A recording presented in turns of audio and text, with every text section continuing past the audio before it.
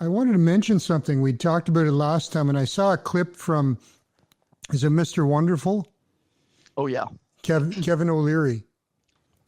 And he made a statement. He said to have a comfortable retirement, you should have $5 million in the bank.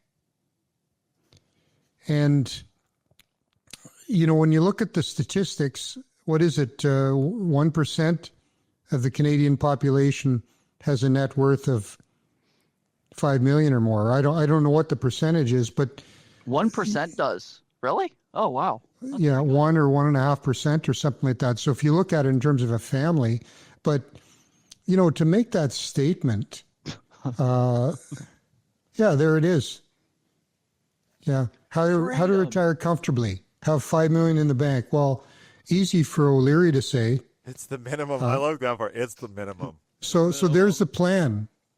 You know, so there's your retirement plan. So, but is he, sorry, for the full context, is he saying that because life is so expensive now, was there any context to it? Or is he just saying don't being a poor? You put the 5 million, you make 5% interest on it or 6% interest on it per year, which means you're bringing in 250,000.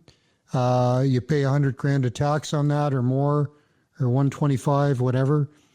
So you've got a revenue stream of 120,000 a year after tax to live comfortably on.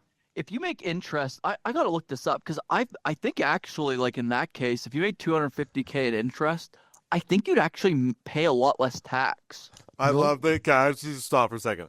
I love that Rory has got 1 point, and then Rory just goes, okay, so wait, how do the numbers work on that?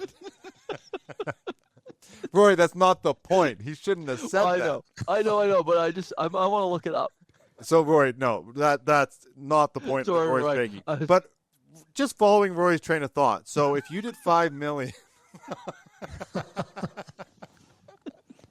The first million is the hardest, is what they say. So right. And Munger says the first 100,000, he's like, scrape, crawl, beg. Yeah, but he's talking about what, 1965? True. It's not the same anymore. Well, was Munger born he was born in the 40s, wasn't he? Yeah, probably. Buffett was, I don't know. Yes, I got Roy to bring up Buffett, mention his name before me. But it worked. Okay, Roy, I have to play the devil's advocate, though. Is O'Leary wrong, though? Is he really wrong?